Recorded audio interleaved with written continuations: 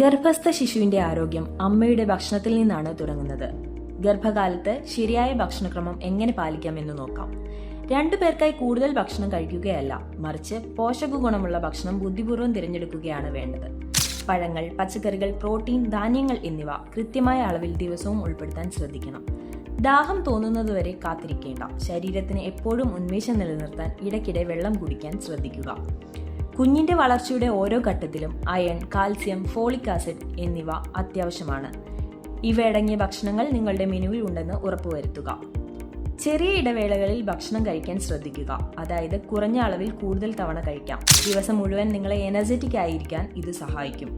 Packed അല്ലെങ്കിൽ over fried ആയ food ഒഴിവാക്കി വീട്ടിലുണ്ടാക്കുന്ന പോഷക സമൃദ്ധമായ ആഹാരം ശീലമാക്കുക. ആരോഗ്യമുള്ള അമ്മമാരാണ് ആരോഗ്യമുള്ള കുഞ്ഞിന് ജന്മം നൽകുന്നത്.